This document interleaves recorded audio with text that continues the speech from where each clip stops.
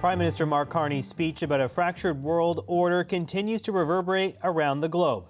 Since Carney spoke in Davos on Tuesday, his address has been grabbing headlines from the US, the UK, Germany and beyond.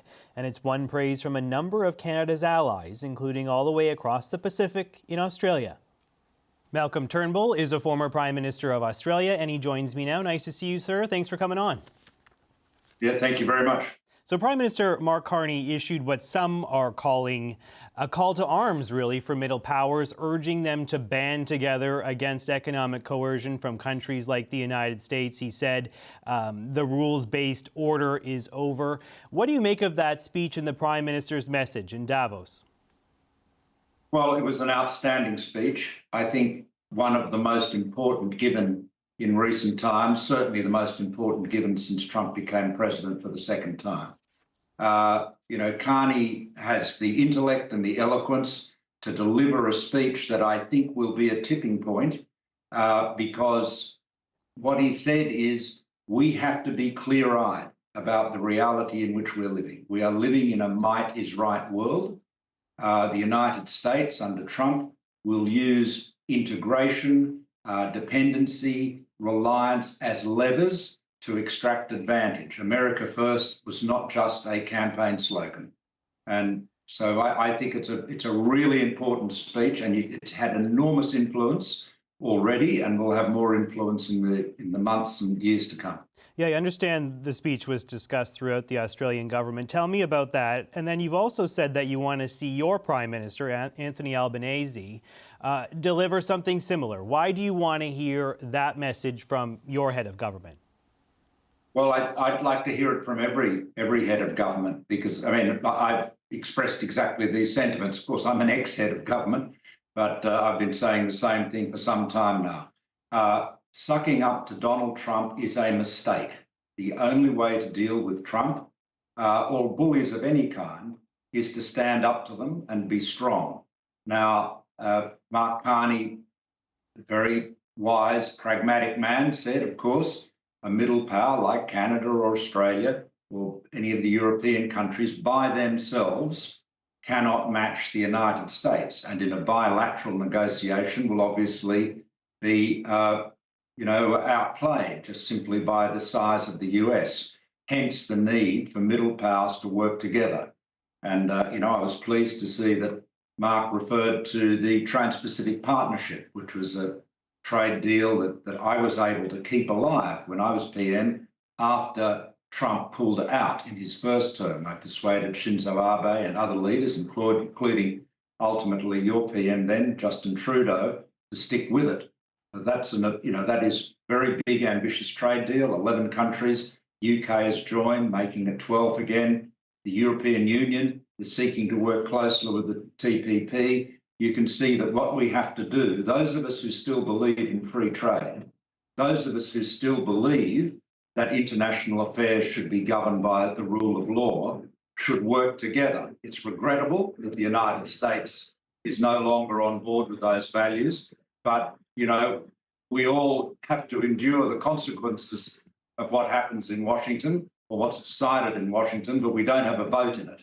So we just have to accept the world as it is and get on and make sure we defend our interests. Speaking of enduring Trump, you had a run-in with him during your term as Prime Minister, and, there was some friction at times between the two of you. And we know that after Carney's speech, Trump sort of lashed out a little bit, saying that Canada lives because of the United States. Last night, he rescinded the Prime Minister's invite to be part of this so-called Board of Peace that could play a role in rebuilding Gaza. Is there not a risk in standing up to someone like Trump? Canada and others could really pay a dear price for this sort of friction. Well, you're going to pay a dear price. You're going to pay a price whichever way you go. Look at the Europeans.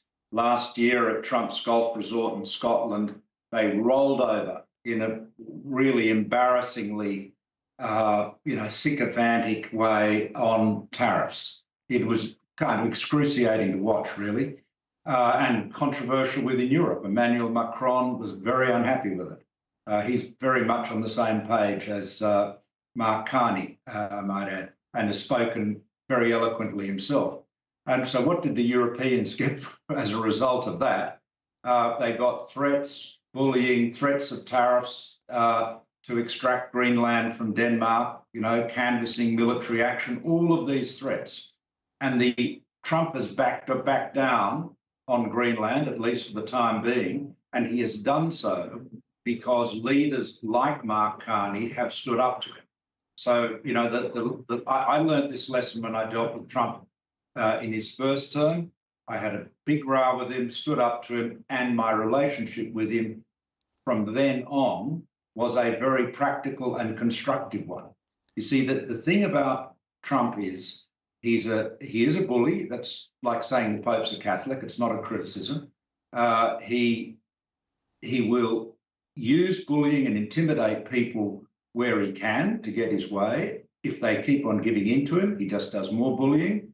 If you stand up to him, then he'll negotiate. Look how Xi Jinping has played things. I mean, the great trade war against China, you'd have to say at this stage, China is ahead. Certainly, China did not back down. They said, all right, how do you feel about cutting off the rare earths? How do you feel about that? And the Americans had to back off. So look, this is a might is right world. I mean, it's not the world we want. It's not going to be as prosperous as the world we had. But these are the cards that have been dealt to us, and I think Carney, as I said, very eloquently, very intelligently, has been honest about it, and then laid forward a route that I think middle powers should pursue. Now, can we get our act together? Can the Europeans in particular get their act together, especially on defence? That's a big question. Speaking of China and other countries that may be considered bullies in the past, Carney has signed what he's calling a strategic partnership with Beijing. There has been this deal brokered where some Chinese electric vehicles can come into Canada in exchange for China dropping some tariffs on some agricultural products of ours and some seafood. You've had some experience with China as well. Are you concerned about the prospect of Canada becoming too intertwined with a regime like Beijing and the Communist Party in China? Well, no, I'm not. I mean, I think, China is by far our largest trading partner. About a third of all our exports go to China. Look, I think the approach to China, and certainly the approach I followed and that I recommend to others, is you have to be very clear-eyed, work out the areas on which you do not wish to cooperate, if you like, that say are sensitive from a national security point of view. So, for example, my government was the first to, ban Chinese telecom vendors like Huawei from our 5G network. It wasn't personal. It was just risk management. There are areas of industry and the economy in China that they won't allow foreign companies, Western companies, to participate in. So you've just got to work out what your guardrails are. And it's like any relationship. I mean, you think about it. There are things that you would tell your wife or your husband that you wouldn't tell your colleagues at work. There are things you'd tell your colleagues at work that you wouldn't tell somebody sitting next to on the bus. So It is, we've just got to work out those areas of trust and cooperation. And I think they cover most of the economy. Work on those, and then maybe over time, as trust builds up, that range of areas can increase. But you've got to take let's recognise we're not going to change China. The important thing is China doesn't change us. We respect their sovereignty. We expect them to respect ours, and we have to trade with each other in a pragmatic manner. But Xi Jinping, of course, is on a charm offensive now. The wolf warrior diplomacy, which was a mistake some years ago, they've abandoned. And they will seek to present themselves as a more consistent, more reliable partner than the United States. And certainly they're certainly less erratic, that's for sure. I want to end on what the U.S. president said about NATO allies and countries that contributed to the fight in Afghanistan. You might have seen some of this. He said that the United States has never needed the transatlantic alliance, and he accused allies, including Australia, including Canada, many others that went to help the U.S. after 9/11. He said that a lot of them stayed a little off the front lines in Afghanistan. I know Australia lost a couple dozen more, 3 or 4 dozen, I think it was, troops in Afghanistan. Canada similarly as well. I mean, it's such a sensitive subject. What do you make of the president saying what he said about allies that came to the U.S.'s aid? Well, it's shocking. It shows that he does not have respect for America's allies. It's disrespectful to those nations, those allied nations, including Canada and Australia. And above all, it is so disrespectful to the soldiers who lost their lives and to their families who still grieve that loss. So it's an appalling statement. Just a fact, I mean, leaving Canada and Australia to one side, Denmark, from whom he is seeking to expropriate Greenland, actually lost more soldiers in Afghanistan on a per capita basis, because it's a small country, than the United States did. So, how galling do you think it is? What is the message that sends to the Danes or to American allies everywhere?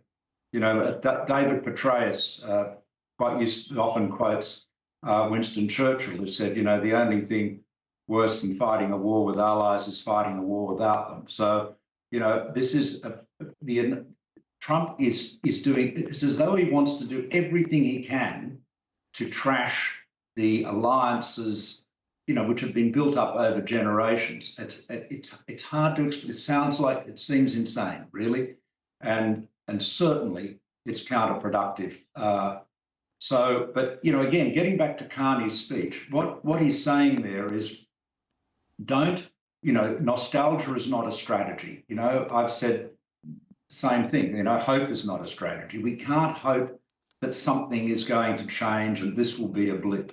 I think we have to assume that there has been a sea change in American politics, and we've got to adjust ourselves to that. We hope that they, change, get back to a more conventional approach in the future, but we can't rely on it.